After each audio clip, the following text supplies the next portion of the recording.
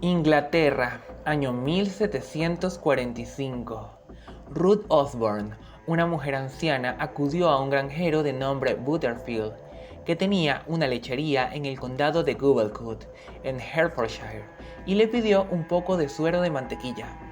El granjero se negó a ayudarla, enfureciendo a la anciana mendiga, quien se marchó murmurando que se las pagaría. En el transcurso de los años siguientes, varios de los terrenos del granjero empezaron a marchitarse, y él mismo empezó a padecer de fuertes crisis epilépticas.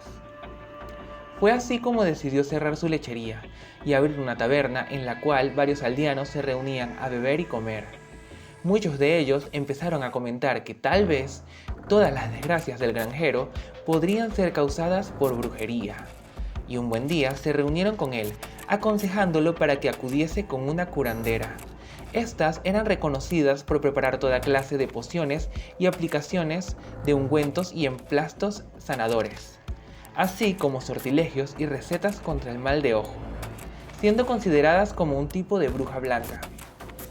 Se trajo a una anciana desde Northamptonshire, y esta confirmó las sospechas que ya se tenían contra Ruth Osborne y su marido John, ambos inofensivos ancianos de más de 70 años.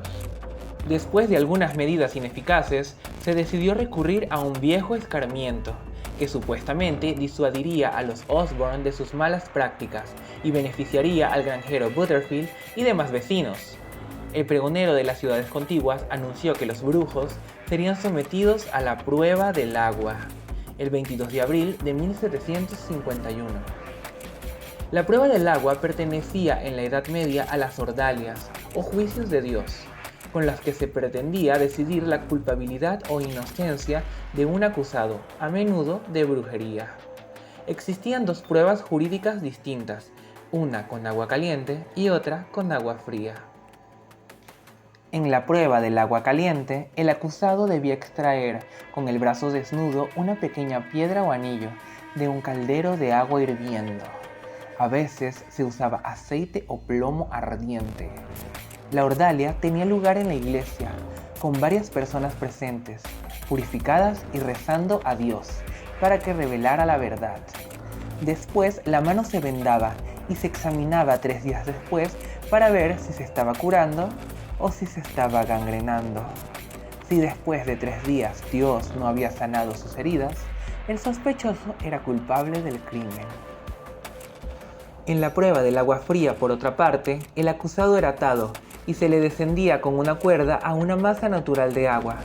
Al contrario del caso de la prueba del agua caliente, aquí era necesario que se produjese un milagro para declarar culpable o no al acusado. Si la acción seguía su curso normal, es decir, el reo se hundía, era declarado inocente y se le sacaba de nuevo del agua. Aunque claro, en estos casos también se producían muchas muertes involuntarias. Sin embargo, también hubo épocas en las que se consideraba el hundimiento del cuerpo en el agua como señal de culpabilidad. La prueba del agua fría fue la elegida para los ancianos. Cabe mencionar que las ordalias del agua tenían lugar principalmente en una iglesia, porque se creía que Dios podía mirar y decidir si los acusados eran inocentes o no. Una multitud numerosa y decidida se reunió ese día y obligaron mediante amenazas al jefe parroquial y al maestro del asilo para pobres, donde residía el matrimonio de ancianos, a revelar el escondite de la desafortunada pareja, que en ese momento se hallaba en la sacristía de la iglesia, donde los oficiales los habían colocado por su seguridad. Los Osborne fueron entonces golpeados, desnudados y con las muñecas atadas a los dedos de los pies, arrojados en el estanque de Long Marston. Este llevaba tan poca agua en ese momento que no llegaba ni a las rodillas, y con el movimiento pronto se convirtió en lodo. Fueron arrastrados, sumergidos y alzados muchas veces, hasta que en un momento pudieron ver cómo Ruth Osborne agonizaba y fallecía entre sollozos desesperados. Su marido también parecía estar muerto, pero recuperó la conciencia, herido y conmocionado. Algunos dijeron que murió unas horas después, otros que aún vivió lo suficiente para testificar en el juicio. Estos actos fueron tan perversos que las autoridades determinaron que debían sancionar severamente a los alborotadores, con un castigo ejemplar. La investigación del suceso llevó al jurado a un veredicto de homicidio deliberado, contra un tal Thomas Coley, un desollinador local, que para quien no lo sepa es el nombre que se le da a la persona encargada de retirar de forma periódica el hollín acumulado en las paredes de las chimeneas, y además de él a otras 21 personas. Coley había sido participante principal en el ultraje y había recogido dinero de la multitud por, según sus palabras, haberles mostrado el juego de sumergir a la vieja bruja. Fue juzgado el 30 de julio de 1751 ante Sir Thomas Lee, donde alegó que supuestamente había ido al estanque como un amigo para intentar salvar a la señora Osborne. Sin embargo, no pudo aportar ninguna prueba de ello. De hecho, muchos afirmaban que él le había procurado la muerte, al mantener con un palo la cabeza de la víctima sumergida demasiado tiempo. Fue declarado culpable, sentenciado a muerte y escoltado desde la prisión de Hertford hasta St. Albans por 2 tropas de caballería. A la mañana siguiente fue ejecutado y después su cadáver fue colgado con cadenas en la misma horca.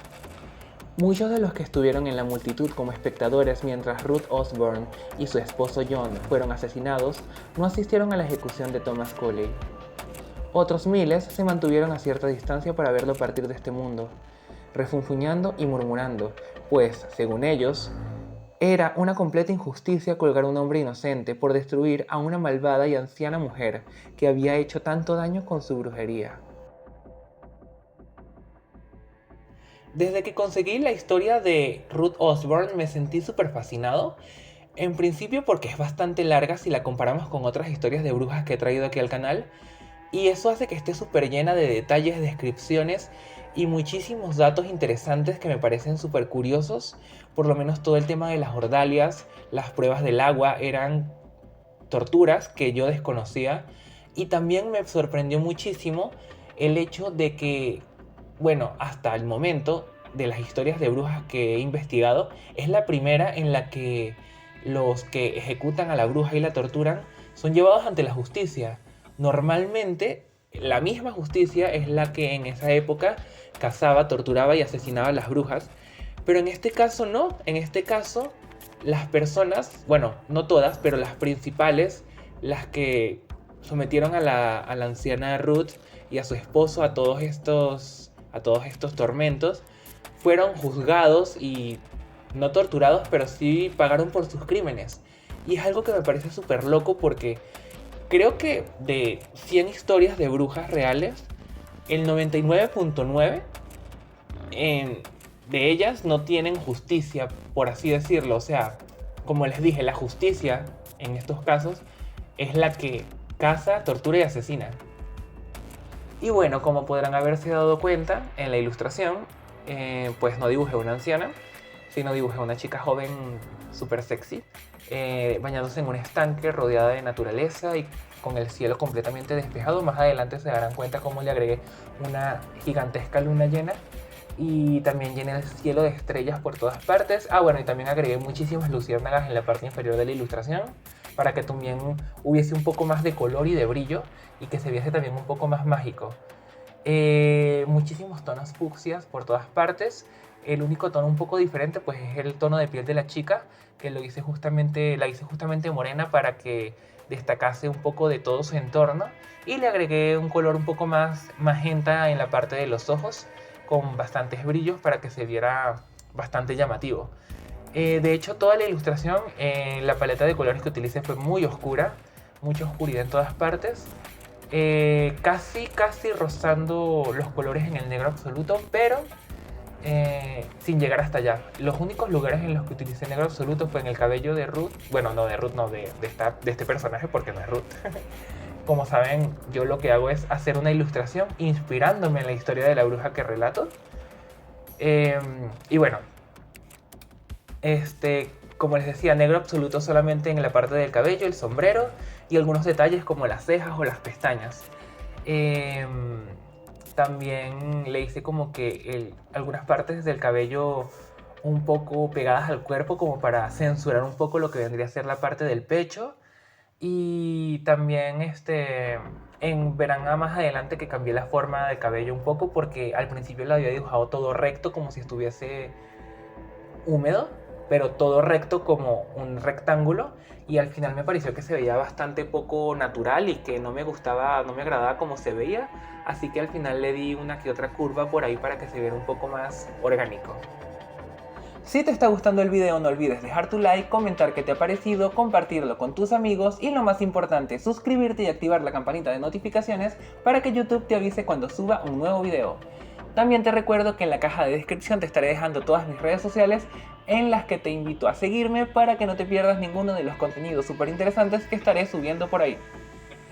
Y bueno, este sería el resultado final. Muchísimas gracias por ver el video hasta aquí. Yo soy 8art y nos vemos en la próxima.